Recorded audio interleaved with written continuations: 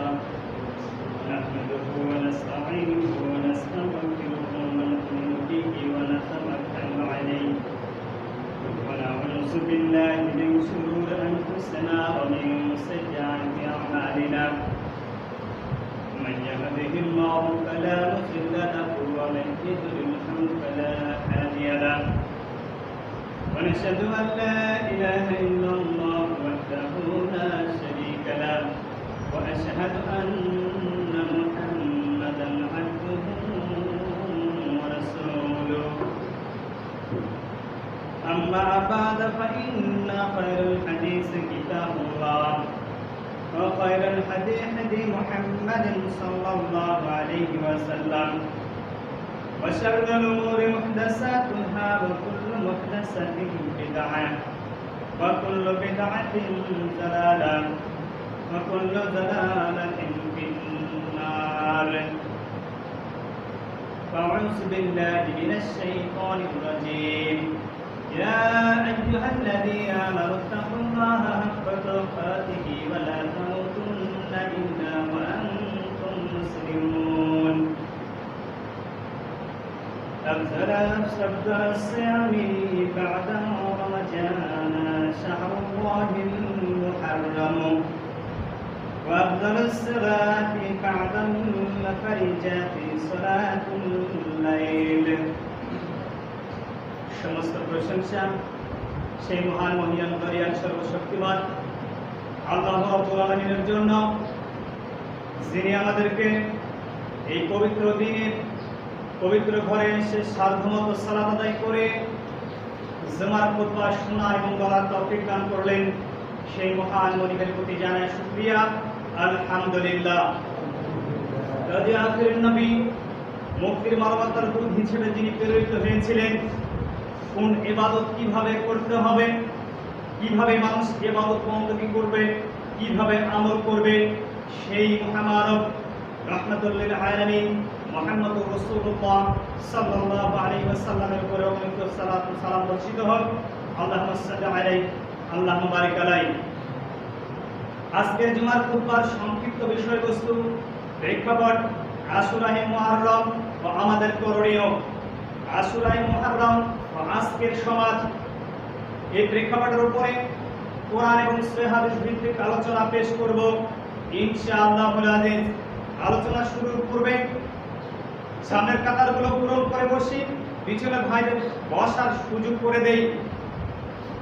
আশুরায়ে মুহররমের প্রেক্ষাপট, সমাজের এমন করুণ অবস্থা যে আশুরায়ে মুহররম বলতে আমরা যা বুঝি, কোরআন এবং সহিহ হাদিস কি বলছে, এই বিষয়টা আমাদের মা এবং বোনেরা, বিশেষ করে যারা মুরব্বী শ্রেণীর দাদি নানি রয়েছে এবং মুরব্বী শ্রেণীর যারা এরকম দাদা রয়েছে, তারা এই বিষয়টা আসলেই অবগত নয়।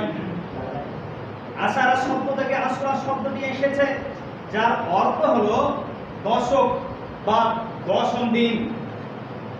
হিজরি সনের প্রথম মাস মুহররম, যেহেতু ইহা মুহররম মাসটাই এই দিনটির নাম অনুসারে একে বলা হয় আশুরায়ে মুহররম বা 10 মুহররম। এই বিষয়গুলি সমাজে চালু রয়েছে। এটি এমন একটি দিন যে দিনে আল্লাহ রাব্বুল আলামিন মুসা আলাইহিস সালামকে তার কওমকে নাজাত দিয়েছিলেন এবং ফেরাউন তার লোকদের ডুবিয়ে মেরেছিলেন। তার শুকরিয়া হিসাবে মুসা আলাইহিস সালাম উক্ত দিনে সিয়াম পালন করেছিলেন। সম্মানিত মসজিদের নারী এবং পুরুষ মুসল্লি, তাহলে এখানে যে প্রেক্ষাপটটি বোঝা যাচ্ছে, এই মুহররম এমন একটি দিন, এই মাসে আল্লাহ রাব্বুল আলামিনের অনেক এই মাসে মুসলিমদেরকে নাজাত দিয়েছিল, এই মুসলিমদেরকে হেফাজত করেছিল। প্রথম যে হেফাজতটি দেখা গেছে মুসা আলাইহিস সালামের যুগে, যে মুসা আলাইহিস সালাম তার কওমকে নাজাত দিয়েছিলেন কি করে? যখন ফেরাউন পিছনে ধাওয়া করেছিল, যখন ফেরাউন মুসা আলাইহিস সালামকে পিছনে ধাওয়া করেছিল দলবল সহকারে, তখন মুসা আলাইহিস সালাম যখন এই নীলনদ অথবা নারিকুজ্জুম এই আরব মহাসাগরে যখন এই মুসা আলাইহিস সালাম চলে গেলেন, তখন মুসা আলাইহিস সালাম এই আল্লাহ রাব্বুল আলামিনের হুকুমে পানিতে লাঠি মারার হুকুম পেয়েছিলেন। পানিতে যখন লাঠি মুজিজা হিসেবে মুসা আলাইহিস সালামের ছিল লাঠি, এই লাঠিকে বলল হে লাঠি, পানিতে যখন আঘাত করলো, যখন পানিতে আঘাত করলো তখন পানিতে সুড়ঙ্গ হয়ে গেল, রাস্তা ব্রিজ হয়ে গেল। এই ব্রিজে মুসা আলাইহিস সালামের দলবল যারা ছিল, যারা মুসা আলাইহিস সালামের দ্বীনকে যারা দ্বীন কবুল করেছিল, যারা মুসলিম ছিল, তারা এই আপনার রাস্তা অথবা সুড়ঙ্গ অথবা ব্রিজ দিয়ে পার হয়ে চলে যাচ্ছেন এবং ফেরাউন পিছে পিছে চলে যাচ্ছে। ফেরাউন যখন মুসা আলাইহিস সালাম যখন নীল নদের ওই পাশে চলে গেছেন, নারে কলজুমের এই নদীর ওই পাশে সাগরের পার প্রান্তে চলে গেছেন, তখন ফেরাউনের দলবল যখন এই সাগরের যে সুড়ঙ্গ ছিল, রাস্তা ছিল, ব্রিজ ছিল, যখন ফেরাউন উঠে গেছে, তখন এই ফেরাউনের যত সংখ্যক ছিল, দলবল ছিল, সেনাবাহিনী যা কিছু ছিল, সব কিছু এই সাগরের মধ্যে নিমজ্জিত হয়ে গেল। আল্লাহ রাব্বুল আলামিন বলেন, হে পানি তুমি এখন মিলে যাও।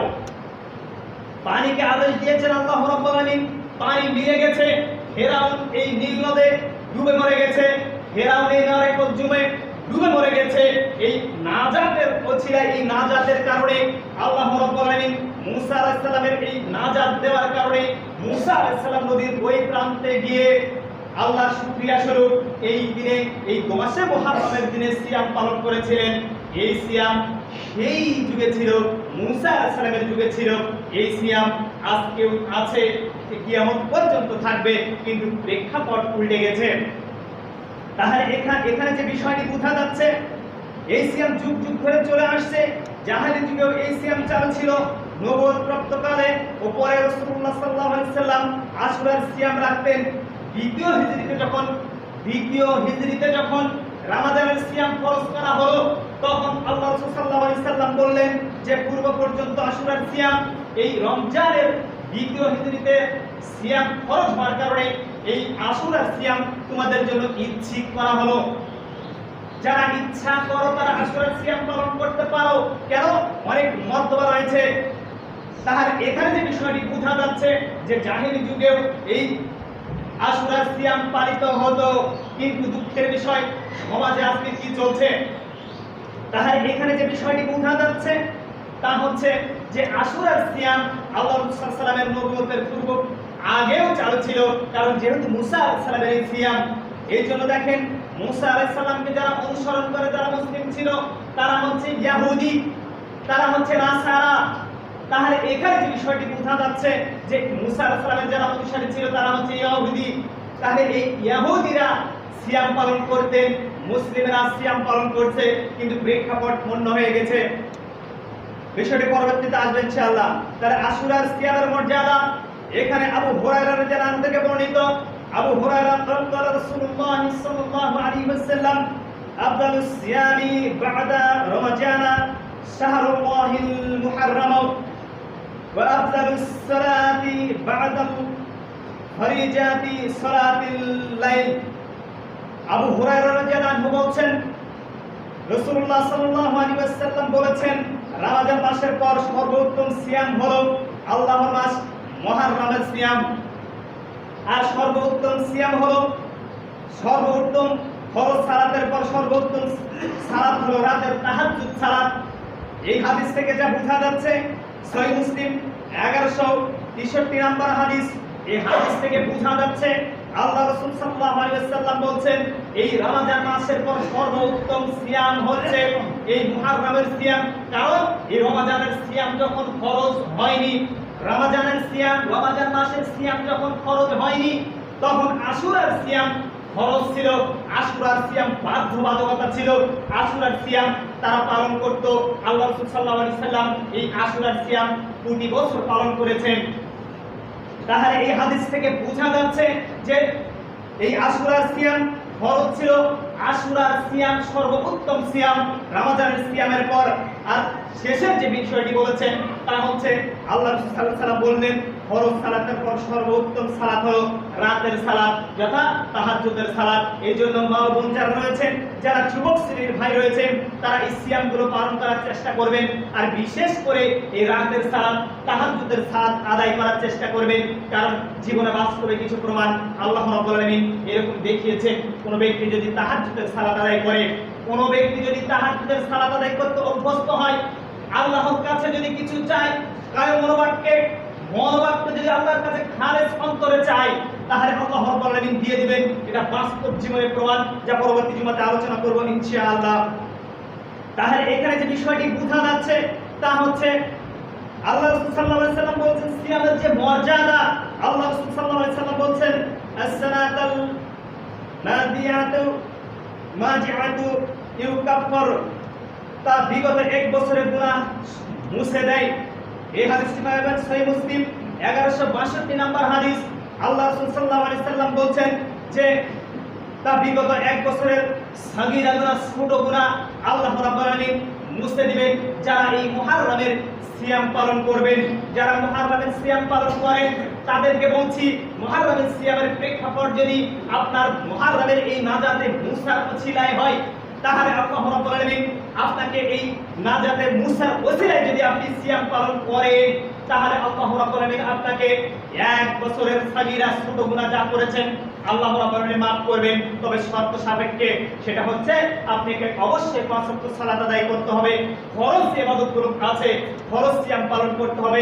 আরো যে ফরজ ইবাদতগুলো আছে এগুলোর পাশাপাশি আপনাকে এই নফল সিয়াম আদায় করতে হবে। কিন্তু আশুরার সিয়াম ফরজ ছিল, রমাদানের সিয়াম ফরজ হওয়ার কারণে এই ইচ্ছিক মানে নফল সিয়ামে পরিণত হয়েছে এই আশুরার সিয়াম। আরেকটি হাদিস, রাসূলুল্লাহ সাল্লাল্লাহু আলাইহি সাল্লাম বলেন, আমি আশাবাদী যে আশুরার সিয়ামের কারণে আল্লাহ তাআলা অতীতের এক বছরের গুনাহ ক্ষমা করে দিবেন। এই হাদিসটি সহিহ মুসলিম 1162, তিরমিজি 752 নম্বর হাদিস। আল্লাহ সাল্লাল্লাহু আলাইহি সাল্লাম এই কথাটি বললেন যে কোন ব্যক্তি যদি খালেস অন্তরে আল্লাহকে রাজি খুশি করার জন্য এবং নাজাতে মুসার এই কওমের নাজাতের জন্য আল্লাহর শুকরিয়া স্বরূপ যদি এই সিয়াম পালন করে, তাহলে আল্লাহ রাব্বুল আলামিন অনুগ্রহ করে তার জীবনের এক বছরের পূর্বের গুনাহ ক্ষমা করে দেওয়া হবে। এই আশুরার সিয়াম কখন পালন করবেন? আশুরার সিয়াম মুসা আলাইহিস সালাম একটি পালন করেছেন। আশুরার সিয়াম আমরা কয়টি পালন করব? আশুরার সিয়াম কখন রাখতে হবে এ মর্মে ইবনু আব্বাস রাদিয়াল্লাহু আনহু থেকে বর্ণিত, রাসূলুল্লাহ সাল্লাল্লাহু আলাইহি সাল্লাম বলেছেন, আমার রাসূলুল্লাহ সাল্লাল্লাহু আলাইহি ওয়াসাল্লাম বিসাওমি আশুরা ইয়াউমু আশির। এখানে রাসূলুল্লাহ সাল্লাল্লাহু আলাইহি ওয়াসাল্লাম বলছেন মুহররম মাসের 10 তারিখে আশুরার সিয়াম রাখতে নির্দেশ দিয়েছেন। ইবনু আব্বাস রাদিয়াল্লাহু আনহু থেকে বর্ণিত, তিনি বলেন আল্লাহর রাসূল সাল্লাল্লাহু আলাইহি ওয়াসাল্লাম মদিনায় আগমন করে দেখতে পেলেন যে ইহুদিরা আশুরার দিনে সিয়াম পালন করে। আল্লাহ রাসূল সাল্লাল্লাহু আলাইহি ওয়াসাল্লাম যখন মদিনায় আসলেন তখন দেখতে পেলেন ইহুদিরা সিয়াম পালন করছে আশুরার দিনে। তিনি জিজ্ঞেস করলেন এ ব্যাপারে, তোমরা এই দিনে সিয়াম পালন করো কেন? তারা বলল এটি অতি উত্তম দিন। এই দিনে আল্লাহ তাআলা বনী ইসরাঈলকে তাদের শত্রুদের কবল থেকে নাজাত দান করেছেন। ফলে এই দিন মুসা আলাইহিস সালাম সিয়াম পালন করেছেন। রাসূলুল্লাহ সাল্লাল্লাহু আলাইহি ওয়াসাল্লাম বলেন, আমি তোমাদের অপেক্ষা মুসা অধিক হকদার। মুসা আলাইহিস সালাম আমাদের নবী, মুসা আলাইহিস সালাম আমাদের নবী। এই জন্য আল্লাহর রাসূল আল্লাহর নবী সাল্লাল্লাহু আলাইহি ওয়াসাল্লাম বললেন যে আমরা এই সিয়ামের বেশি হকদার, এই জন্য আমরা সিয়াম পালন করব। সহিহ মুসলিমের একটি হাদিস, মুসলিমে একটু বিভিন্ন ভাবে এসেছে, এটি অতি মহান দিন। এদিন আল্লাহ তাআলা মুসা আলাইহিস সালাম ও তার সম্প্রদায়কে নাজাত দিয়েছেন এবং ফিরআউন ও তার সম্প্রদায়কে সাগরে ডুবিয়ে মেরেছেন। তাই মুসা আলাইহিস সালাম কৃতজ্ঞতা স্বরূপ সিয়াম পালন করেন। সহিহ মুসলিম 1130 নম্বর হাদিস। তাহলে এই হাদিসগুলো প্রেক্ষাপট, এই হাদিসগুলো পর্যালোচনা করে দেখা যাচ্ছে যে আল্লাহ রাসূল সাল্লাল্লাহু আলাইহি ওয়াসাল্লাম যখন মদিনায় ফিরে আসলেন, মদিনায় এসে দেখতে পেলেন যে ইহুদিরা সিয়াম পালন করতেন। তখন তাদেরকে জিজ্ঞাসা করা হলো, তোমরা এই দিন সিয়াম পালন করো কেন? তখন ইহুদিরা বলল, এই দিন মুসা আলাইহিস সালামের কওমকে নাজাত দিয়েছিল বনী ইসরাইল। মুসা আলাইহিস সালামের কওমকে বনী ইসরাইল বলা হয়। এই বনি ইসরাইলকে আল্লাহ রাব্বুল আলামিন এই ফিরআউনের কবল থেকে নাজাত দিয়েছিলেন, রক্ষা করেছিলেন, হেফাজত করেছিলেন। এই জন্য আমরা ওই দিন সিয়াম পালন করি। এই জন্য রাসূলুল্লাহ সাল্লাল্লাহু আলাইহি সাল্লামও এইভাবে সিয়াম পালন করেছেন। তাহলে ওই দিন সিয়াম, সাহাবীগণ বলেন এটা তো এমন এক দিবস যাতে ইহুদিদের সাদৃশ্যপূর্ণ হয়, আর আল্লাহ রাসূল সাল্লাল্লাহু আলাইহি ওয়াসাল্লাম ইহুদি এবং নাসারাদের বিরোধিতা করতে বলেছেন। এই জন্য আল্লাহ রাসূল সাল্লাল্লাহু আলাইহি সাল্লামের সাহাবীরা বললেন, দেখেন আল্লাহ রাসূল প্রথম যে কথাটি বলেছিল যে আমরা এই দিন সিয়াম পালন করব। কেন? আমরা মুসা আলাইহিস সালামের বেশি হকদার। এই দিন মুসা আলাইহিস সালাম নাজাত পেয়েছিলেন ফিরআউনের কবল থেকে, এই জন্য আমরা সিয়াম পালন করব। তখন এক সাহাবী জিজ্ঞাসা করলেন, ইয়া রাসূলুল্লাহ সাল্লাল্লাহু আলাইহি ওয়াসাল্লাম, আমরা আমাদের যদি বলেন যে ইহুদি নাসারদের বিরোধিতা করো, ইহুদি নাসারদের বিরোধিতা করো, কেন? ইহুদিরা দাড়ি ছোট করে রাখে, আমাদেরকে স্পেস দিতে বলেছেন। ইহুদিরা এরকম অনেক বিষয় রয়েছে। ইহুদিরা একদিন সিয়াম পালন করেছে, কিন্তু আমরা কি করব? তখন আল্লাহ রাসূল সাল্লাল্লাহু আলাইহি সাল্লাম বললেন যে দেখেন, আল্লাহ রাসূল সাল্লাল্লাহু আলাইহি সাল্লাম বলেন পরবর্তী বছর আসার পূর্বে আল্লাহ রাসূল সাল্লাল্লাহু আলাইহি সাল্লাম বলছেন যে পরবর্তী বছর যদি আমি বেঁচে থাকি, সামনের বছর যদি বেঁচে থাকি, তাহলে এই 10ই মুহররমের সঙ্গে আরেকদিন যোগ করে আমরা সিয়াম পালন করব। তাহলে এখানে যে বিষয়টি বোঝা যাচ্ছে, আল্লাহ রাসূল সাল্লাল্লাহু আলাইহি সাল্লাম বললেন, ইবনে আব্বাস রাদিয়াল্লাহু আনহু থেকে এই হাদিসটি সহিহ মুসলিমের 1134 নম্বর হাদিস। আল্লাহ রাসূল সাল্লাল্লাহু আলাইহি সাল্লাম বললেন যে আমি যদি সামনের বছর বেঁচে থাকি, তাহলে এই 10ই মুহররমের সঙ্গে 11ই মুহররম অথবা 9ই মুহররমের সঙ্গে 10ই মুহররম, সামনে পিছনে অথবা পিছনে সামনে, এই দুদিন সিয়াম পালন করতে হবে। ইহুদি নাসারদের সাদৃশ্যপূর্ণ হবে না।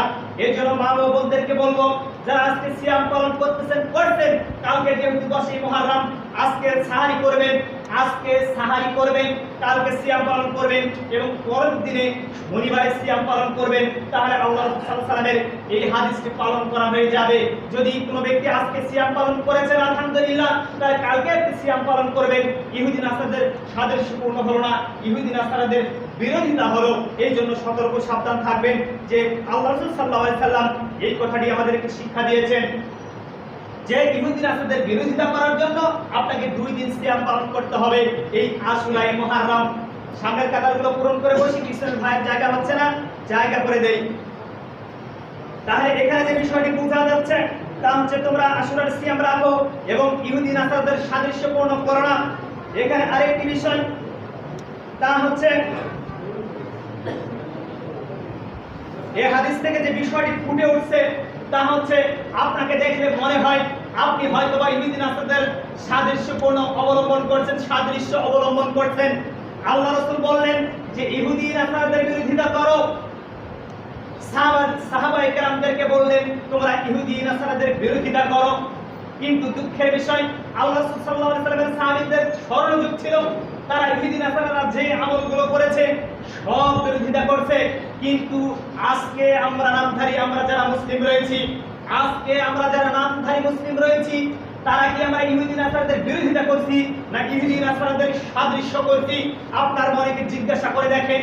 কারণ এখানে কয়েকটি বিষয়, আল্লাহ রাসূল সাল্লাল্লাহু আলাইহি সাল্লামের সাদৃশ্যপূর্ণ পোশাক হচ্ছে, আল্লাহ রাসূল সাল্লাল্লাহু আলাইহি সাল্লামের সুন্নতি পোশাক হচ্ছে এরকম বড় পোশাক অথবা পাঞ্জাবি অথবা বড় পোশাক বলা হয়েছে।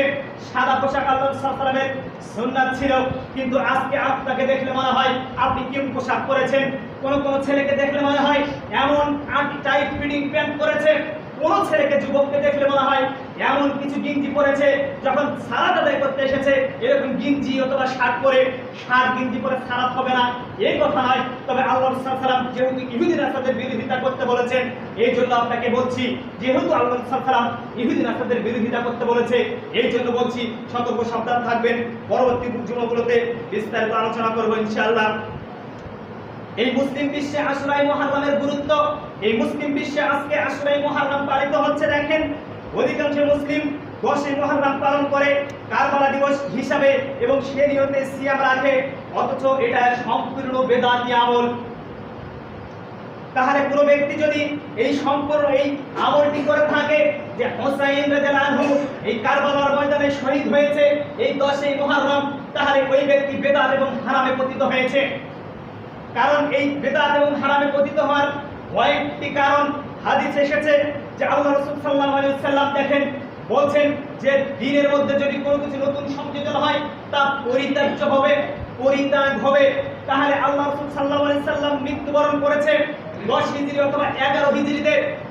আল্লাহ রাসূল সাল্লাল্লাহু আলাইহি ওয়াসাল্লাম মৃত্যুবরণ করেছেন। আল্লাহর নবী সাল্লাল্লাহু আলাইহি ওয়াসাল্লাম মৃত্যুবরণ করার পূর্বে ইসলাম কিন্তু পরিপূর্ণ হয়ে গেছে। আল্লাহ রাসূল সাল্লাল্লাহু আলাইহি ওয়াসাল্লাম বিদায় হজের ভাষণে যখন বলেছিলেন, হে মানব মণ্ডলী, আমি কি তোমাদের মাঝে এই রিসালাত পৌঁছে দিতে পেরেছি? এই বিদায় হজের ভাষণে লক্ষ লক্ষ সাহাবীরা তারা স্বীকৃতি দিয়েছে, হে আল্লাহর রাসূল, আপনি পৌঁছে দিয়েছেন। তাহলে বিদায় হজের ভাষণ হয়েছিল 10 হিজরির লাস্টের দিকে, 10 হিজরির শেষের দিকে অথবা 11 হিজরি। তাহলে এখানে যে কুফায় যে ঘটনাটি ঘটেছিল, হোসাইন রাদিয়াল্লাহু আনহু যে শহীদ হয়েছিল, হত্যা হয়েছিল, যে কারা তাদেরকে হত্যা করেছিল এই বিষয়টি পরে, কিন্তু তাদেরকে যে হত্যা করা হয়েছিল তাদের জনবল সহ হোসাইন রাদিয়াল্লাহু আনহুকে কারবালার ময়দানে যে শহীদ করা হয়েছিল, এই দিনটি ছিল এই 10 মুহররম। এই দিনটি ছিল প্রায় 50 বছর পরে আল্লাহ রাসূল সাল্লাল্লাহু আলাইহি ওয়াসাল্লামের মারা যাওয়ার 50 বছর পরে, তাই 50 বছর আগে দিন পরিপূর্ণ করা হয়েছে। 50 বছর আগে দিন পরিপূর্ণ হয়েছে, তারপরে হোসাইন রাদিয়াল্লাহু আনহু শহীদ হয়েছে। তারপরে এই ইবাদত হয় কি করে? এটা বেদাত এবং হারাম। কোন ব্যক্তি যদি এই কারবালার শহীদ হোসাইন রাদিয়াল্লাহু আনহু শহীদের কারণে যদি কোনো ব্যক্তি এই নিয়মে সিয়াম পালন করে, তার না খেয়ে থাকাটাই সার হবে, তার না খেয়ে থাকা শরীরকে কষ্ট দেওয়া হবে এবং সে বেদাত করবে। এই বেদাতের কারণে তার কোনো সওয়াব তো দূরের কথা, তার পাপ হবে। সতর্ক সাবধান থাকবেন। এবং এই হোসাইন রাদিয়াল্লাহু আনহুকে কারা হত্যা করেছিল এই ব্যাপারগুলো ভুলে যাবেন। কারা হত্যা করেছে সে শহীদ হয়েছে, আলহামদুলিল্লাহ, সমস্যা নেই। ইয়াজিদ হত্যা করেছে না মালাউন অথবা এরকম যে কিছু বলেন, কাউকে গালিগালাজ করা যাবে না, কারণ এখানে প্রেক্ষাপট উল্টিয়ে দেওয়া হয়েছে। পরিশেষে একটি কথা, যা জানা 100 প্রয়োজন মনে করছি, তা হচ্ছে 10 মুহররমের সঠিক গুরুত্ব, মূল ইতিহাস পরিবর্তনে বেশি ভূমিকা পালন করেছে মোশাররফ হোসেনের বিষাদ সিন্ধু।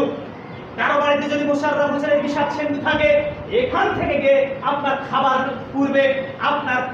পূর্বে এই বইটি পুড়িয়ে দিতে হবে। এই মোশাররফ হোসেনের বিষাদ সিন্ধু বই, এটা লেখা হয়েছে কোন প্রেক্ষাপটে আপনি যদি জানতেন, তাহলে কখনো এই মোশাররফ হোসেনের বিষাদ সিন্ধু এই ইসলামের পরিবেশ, এই ইসলামে ঢুকতে পারতো না, ইসলামের বই হিসেবে এটা ঢুকতে পারতো না। এখানে প্রেক্ষাপট একটু বলে দেই, তা হচ্ছে ইতিহাস পরিবর্তনে বেশি ভূমিকা পালন করেছে মীর মোশাররফ হোসেনের রচিত বিষাদ সিন্ধু, অথচ এটা শিরিক এবং বেদাতে পরিপূর্ণ, শিরিক এবং বেদাতে ভর্তি হয়ে রয়েছে। এটা একটি উপন্যাস, কারণ মীর মোশাররফ 1800 সালে জন্মগ্রহণ করেন এবং কবি, সাহিত্যিক, নাট্যকার ও উপন্যাসিক হিসাবে খ্যাতি লাভ করেন। কে? মীর মোশাররফ। এটা হচ্ছে বিষাদ সিন্ধুর লেখক। তাহলে উনি হচ্ছে কবি, নাট্যকার, উপন্যাসিক হিসাবে খ্যাতি লাভ করেন। তিনি প্রথম জীবনে কাঙ্গাল হরিনাথ মজুমদারের গ্রাম বার্তা প্রকাশিকা ও বিখ্যাত কবি ঈশ্বর গুপ্তের সংবাদ প্রচার করেন। এই সুবাদে বলা যায় কাঙ্গাল হরিনাথের সঙ্গে তার হৃদয়ে গড়ে ওঠে। কাঙ্গাল হরিনাথের সঙ্গে তার সাদৃশ্য কার সঙ্গে ছিল? তার মিলামেশা ছিল হিন্দুদের সঙ্গে। এই মোশাররফ হোসেনের মিলামেশা ছিল। এর জন্য তাকে কাঙ্গাল হরিনাথের সাহিত্যিক শিষ্য বলা হয়। কারবালার বিষাদময় এই ঘটনা নিয়ে লেখা উপন্যাস বিষাদ সিন্ধু তার সৃষ্ট রচনা বলা হয়। কিন্তু শুধু মসজিদের নারী এবং পুরুষ মুসল্লি মুসলিমেরা বিষাদ সিন্ধু উপন্যাস পড়ে তা ধর্মের মধ্যে অন্তর্ভুক্ত করে ধর্মের বড় ক্ষতি করেছে। আশুরায়ে মুহররমের এই রাতে কিছু মুসলিম ভাই ও বোন এই বিষাদ সিন্ধু পড়ে, ওযু গোসল করে, নামাজ কালাম পড়ে এই বিষাদ সিন্ধু পড়ে থাকে। বিষাদ সিন্ধু যেহেতু হোসাইন রাদিয়াল্লাহু আনহু বিস্তারিত ঘটনা সাল এবং জয়ীফ হাদিস দিয়ে ভর্তি করা হয়েছে, এই জন্য অনেকেই দেখা যায় এই বিষাদ সিন্ধু বই পড়ে অনেকে মাতম করতে থাকে, কাঁদতে থাকে, অনেক কিছু করতে থাকে। কেন? হায় হায় সুবহানাল্লাহ, এই 10 মুহররম দিনে হোসাইন রাদিয়াল্লাহু আনহু শহীদ হয়েছে কারবালার ময়দানে। পানি পান করতে চেয়েছিল, এই ফুরাত নদীর পানি তাকে পান করতে দেওয়া হয়নি, তার কাল্লা, তার মস্তক আলাদা করে দেওয়া হয়েছে। এই জন্য হায় হায় কাঁদতে থাকে, তার জন্য দোয়া করতে থাকে, মাতম করতে থাকে, যা আসলে সবকিছু ভুয়া। এই বিষাদ সিন্ধু থেকে ইসলাম নেওয়া যাবে না, ইসলাম নিতে হবে কোরআন এবং সহিহ হাদিস থেকে। এই জন্য সতর্ক সাবধান থাকবেন।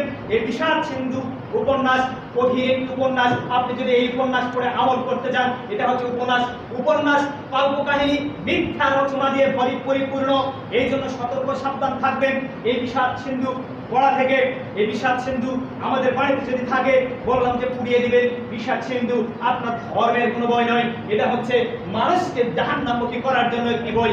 মানুষকে জাহান্নামমুখী করার জন্য এই বিষাদ সিন্ধু রচিত হয়েছে, এই মুসলিম জাতিকে ধ্বংস করার জন্য। এই জন্য আপনার যা প্রয়োজন তা হচ্ছে কোরআন এবং সহিহ হাদিস থেকে আপনার দ্বীন ধর্ম নেবেন। কোরআন এবং সহিহ হাদিস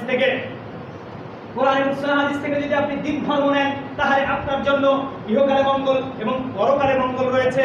শেষ কথা, উপরিক্ত আলোচনা থেকে আমরা যে মুহররমের শিক্ষা নিব তা হচ্ছে হারাম মাস হিসাবে তাকে সম্মান করতে হবে।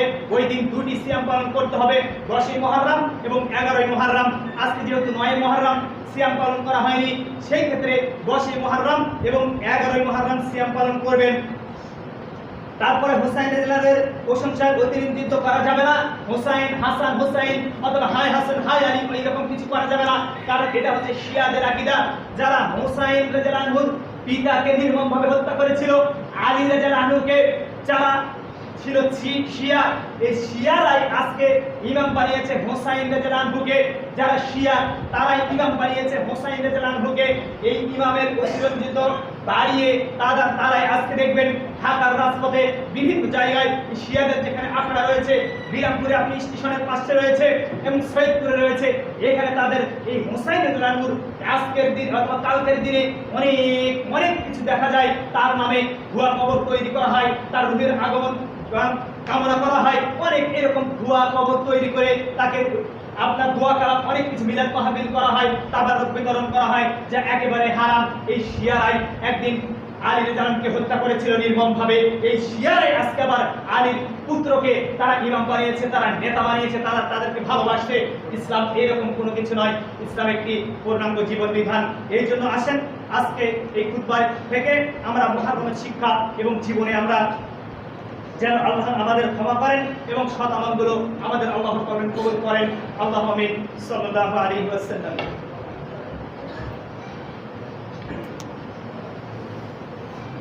আলহামদুলিল্লাহ ওয়াহদা ওয়াসসালাতু ওয়াসসালামু আলা মান লা নাবিয়্যা বা'দা। ইয়া আইয়ুহাল্লাযীনা আমানু সাল্লু আলাইহি ওয়া সাল্লিমু তাসলিমা।